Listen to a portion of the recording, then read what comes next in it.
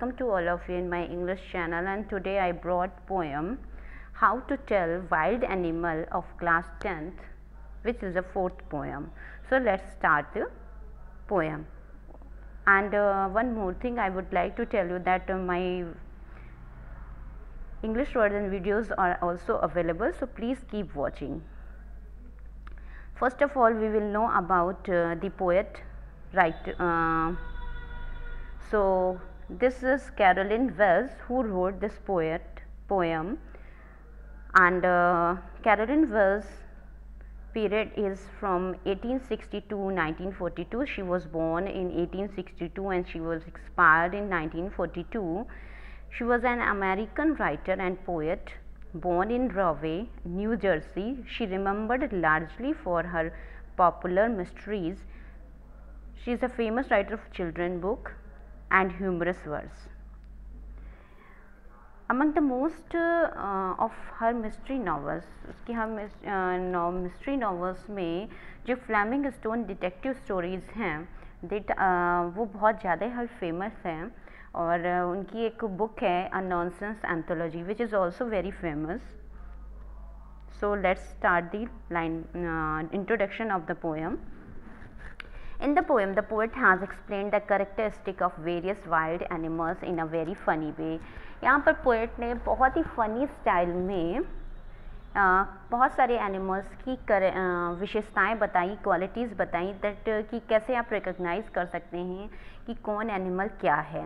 And she has used language in a way that it generates humour. और इस तरह से उन्होंने बताया कि वो ह्यूमर एक फ़न की तरह फ़न क्रिएट करने की कोशिश की है. She is introducing the reader to various kinds of wild animals. उन्होंने बहुत सारे वाइल्ड एनिमल्स को डिस्क्राइब करने की कोशिश की है, जिसमें Asian lion, Bengal tiger, bear etcetera हैं, जो काफ़ी ह्यूमरस वे में उनकी क्वालिटीज़ को डिस्क्राइब करने की कोशिश पोएट ने की है.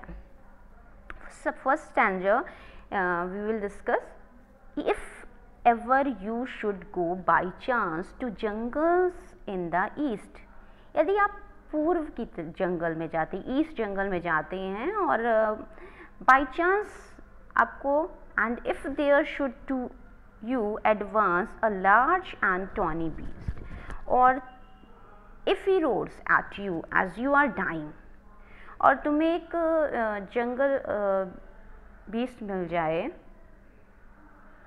जो कि पीली स्ट्राइप्स वाला हो, बादामी कलर का हो, एक बड़ा सा भारी जानवर हो, और if he roars at you as you are dying, और वो ऐसे चिल्लाए जैसे कि आप मरने वाले हैं, इस तरह से वो दहाड़े. You will know it is the Asian lion.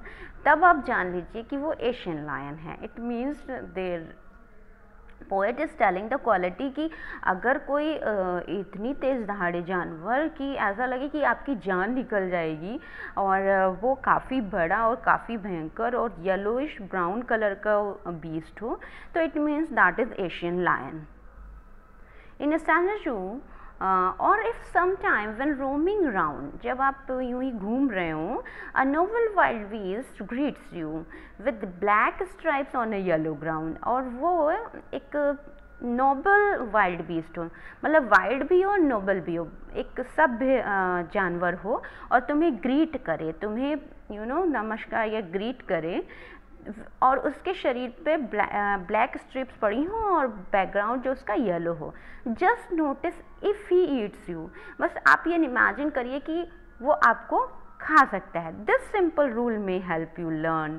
तब आप जान लीजिए कि ये बंगाल टाइगर है.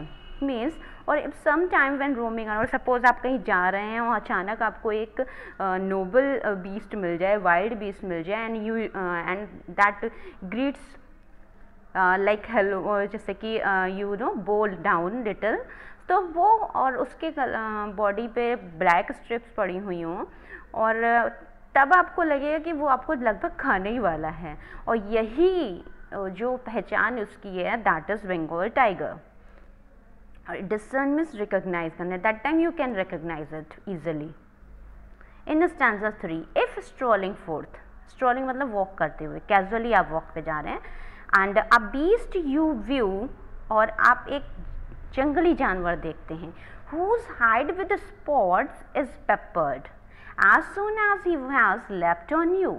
कहते हैं पेपर्ड मतलब काली मिर्च की तरह, जैसे धब्बे होते हैं उसकी बॉडी पर ब्लैक वो स्पॉट्स पड़े हों, और उसकी मतलब he is usually to hide himself with the black spot, जिससे उसे कोई जंगल में पहचान न ले या रिकॉग्नाइज नहीं कर सकता, ढूंढ नहीं सकता आसानी से। As soon as he has left on you, जैसे वो आप पे छलांग मारता है, लेफ्ट करता है, you will know it is the leopard, तब आप जान लीजिए ये लेपर्ड है, because it is his habit to left on. Okay, Twill do no good to roar with pain, और तब आपको वो पेन से नहीं चिल्लाएगा, रोर नहीं करेगा। Till it will do not good to roar with pain, he will only lap and lap again।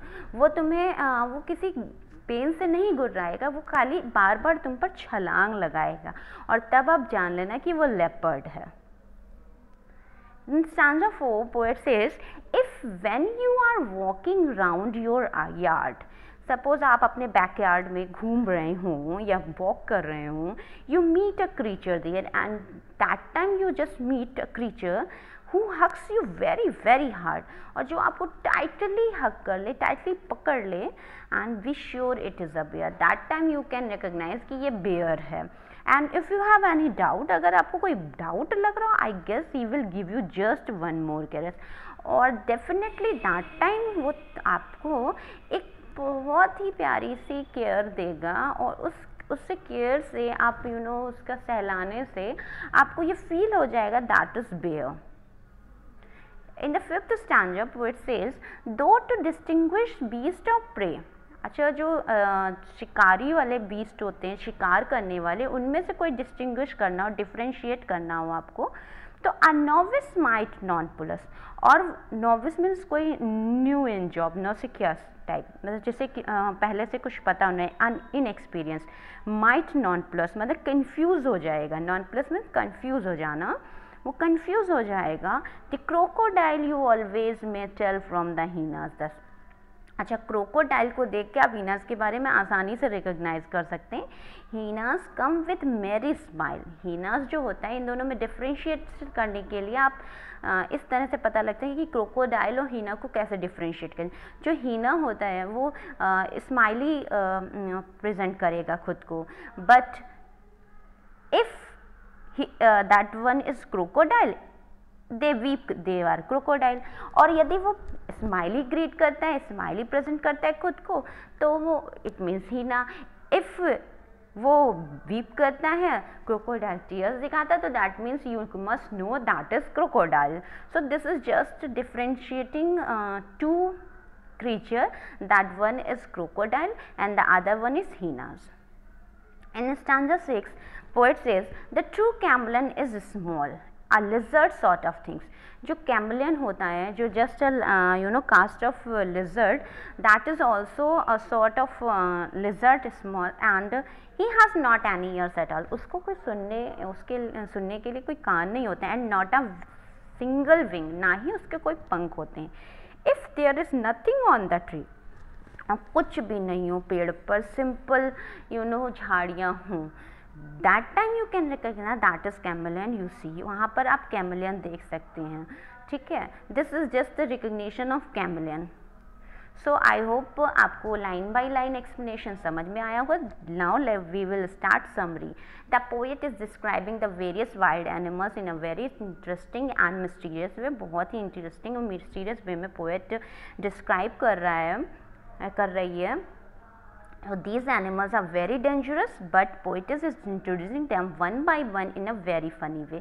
वो dangerous है, लेकिन poet ने इस तरह से describe किया है कि आपको imagine नहीं करेंगे कि वो इतने dangerous हैं। First of all, she tells us about the Asian lion, and she says that if you are visiting the lion jungle of the east and there see an animal that has tawny skin and may roar that we may die out of fear, तब वो कहती है कि अगर आप जाते हुए जंगल, आपको ईस्ट जंगल में जाते हुए अगर आपको कोई एनिमल दिखता है जिसमें टॉनी स्किन हो, तो आप और वो तुम पर ऐसे दहाड़े, ऐसे गरजे जैसे कि आप मरने वाले हों, डर के कारण मरने वाले हो।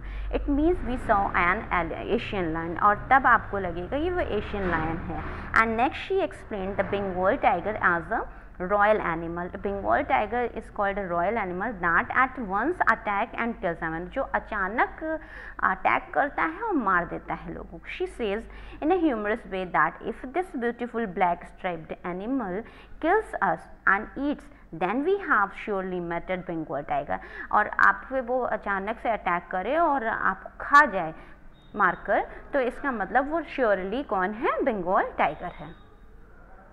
After this she says that if we met an animal with black spotted skin, अगर black spotted skin animal से आप मिलते हैं, it at once jump on you, leapt करता है, jump करता है, छलांग लगाता है, then it is leopard। Also she says that if one will cry out in pain, और साथ ही जिस पर ये छलांग मारी है वो पेन से चिल्ला है, then it may be of no use as the leopard will not stop attacking. चाहे आप जितना दर्द से चिल्ला रहे हो, लेकिन लेपर्ड आप पर अटैक करना नहीं छोड़ेगा। He will attack again and again. Then she introduces the bear that she says will hug very tightly. तो वो कहती है कि पोएट कि जो बेयर है वो आपको बहुत ही टाइटली हग करेगा, because in this way bear may kill a person by hugging him very much tightly. तो जब बेयर होता है वो जकड़ लेता है अपनी बाहों में, तो इस हाथ आर्म्स में अपने जकड़ लेने के कारण वो इंसान को मार देता है। तो वो उसकी स्टाइल को बताया ही कैसे आप रिकॉग्नाइज कर सकते हैं। Further, she asked a question to the readers that do we know the way of recognizing beasts that hunt their prey? क्या हम उन एनिमल्स को रिकॉग्नाइज कर सकते हैं, बीस्ट एनिमल्स को, जो कि अपने शिकार को पहचान लेते हैं या अटैक करते हैं। Then she explains about hyenas having a smile face, जिसके हीना क्या है? एक स्माइल फेस, तो हमेशा उसका स्माइली फेस होता है। And the crocodile which have tears in their eyes, और उसके हमेशा टीयर्स होते रहते हैं आँखों में। इट इज़ क्वाइट विजिबल, इससे आप बिल्कुल क्लियर होता है। When they are killing their prey, जब वो अपने शिकार को मारते हैं। Lastly in the list of animals she introduces the chameleon, और लास्ट में वो कैमलियन से इंट्रोड्यूस कराती हैं, which is a sort of lizard. She says that it is a lizard type creature which does not have ears and wings just like a lizard. जैसे कि lizard के ईयर्स और विंग्स नहीं होते हैं, सेम इसके भी नहीं होते हैं। Only this information can help us to differentiate between a lizard and the chameleon, और इन दोनों में डिफरेंशिएट करने के that is enough for it. And she further says that the chameleon has a quality of changing its colour.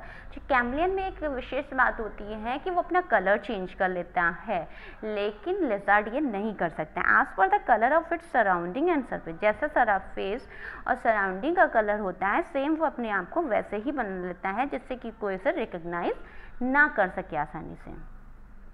Therefore, to explain this, she says that if we look at the tree, यदि हम पेड़ की तरफ देखते हैं, if we are seeing the tree only, और हम केवल पेड़ की तरफ देखते हैं, then certainly it means that there is a cameleon sitting on it. It means वहाँ पर जरूर से कैमलियन बैठा हुआ है, क्योंकि हमें तो लगता है कि वो खाली वहाँ पर ट्री है, but it changes colour in the green, और उस समय आप रिकॉग्नाइज नहीं कर सकते कि वो कैमलियन है और या नहीं है वहाँ पर। And it has already turned its colour to brown just like the branches of tree, या तो वो ब्राउन कर लेता है अगर खाली ब्रांचेस वाला है पेड़ है और उसमें पत्ते नहीं हैं, या अगर ग्रीनरी है उधर पत्तों में या पेड़ में, तो वो अपने आप को ग्रीन कलर में चेंज कर लेता है। This poem is beautiful, introducing the wild animals in a different way analogous to the hidden human beings. So this was the way to introduce in a humorous way the wild beasts. So I hope आपको ये poem पसंद आई होगी। Keep watching my video and English version is also available. So thank you, take care and don't forget to comment in my comment box.